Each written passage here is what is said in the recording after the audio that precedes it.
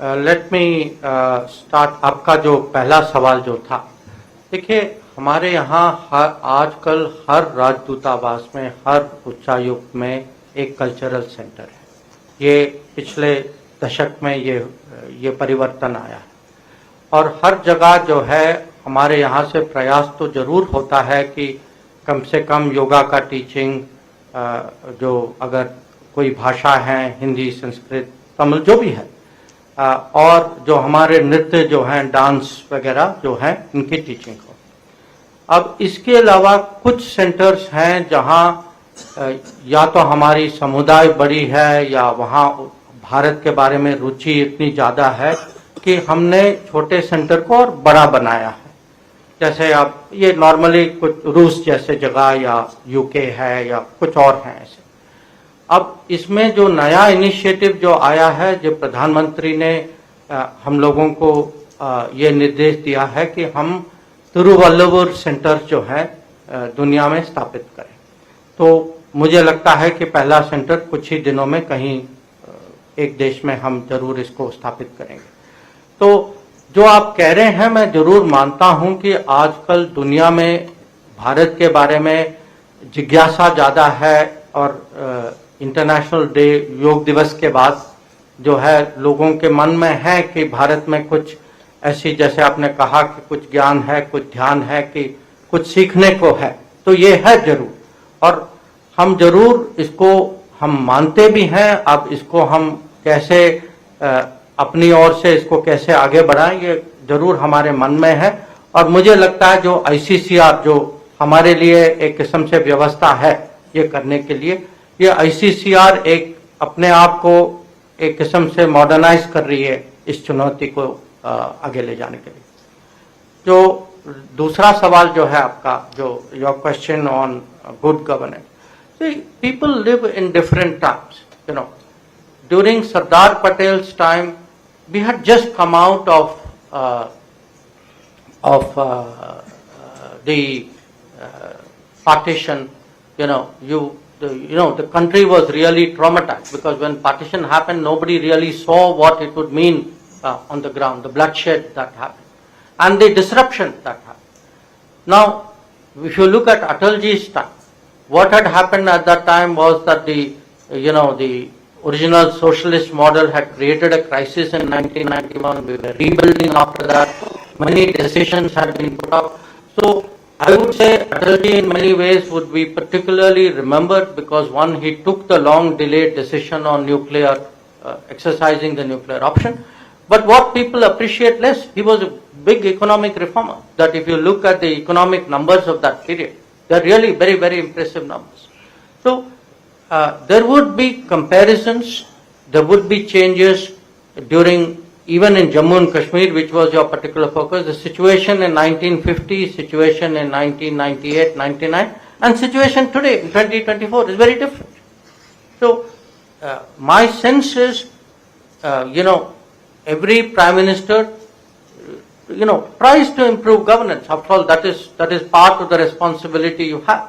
Some have a greater focus, a greater, I would say, grip, a stronger sense. I mean, if you look at the present Prime Minister, the kind of emphasis which he puts on training, and the kind of feedback mechanisms that we have, the degree of rigor, as someone who started many years ago, I mean, the Prime Minister when I started my career was Morarji Desai.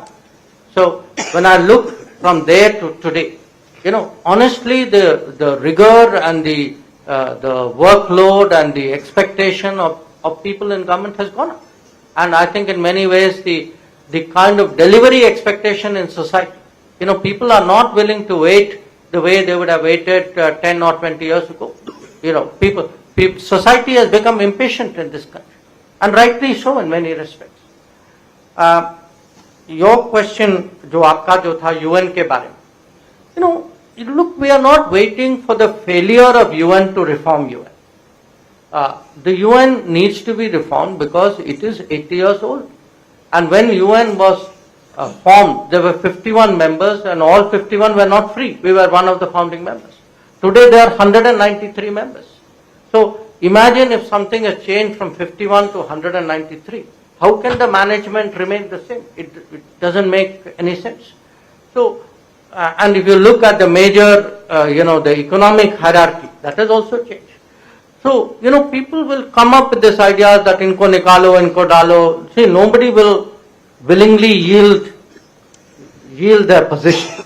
That's the reality. But there is a negotiation going on called the Intergovernmental Negotiation, IGN process. The pressures within the UN. We just had a summit of the future. So in the summit of the future, there was a much greater sense that, look, we have to do something today about changing the UN. So I think the pressures will go, and at some stage it will grow to a point where it will be impossible for the people who are currently trying to stop it from continually stopping it. The question you had on opportunities in the Middle East. See, the Middle East is not opportunity. Middle East is a cause of great concern, deep worry. The conflict is widening. What we saw as a terrorist attack, then the response, then we saw what happened in Gaza, now you're seeing it in, Lebanon, exchange of between Israel and Iran, the Houthis firing on the Red Sea. This is actually costing us. It's not that somebody is neutral and you benefit. Shipping rates have gone up, insurance rates have gone up, foreign trade is being affected, oil prices have gone up. Day before yesterday, the markets tanked after the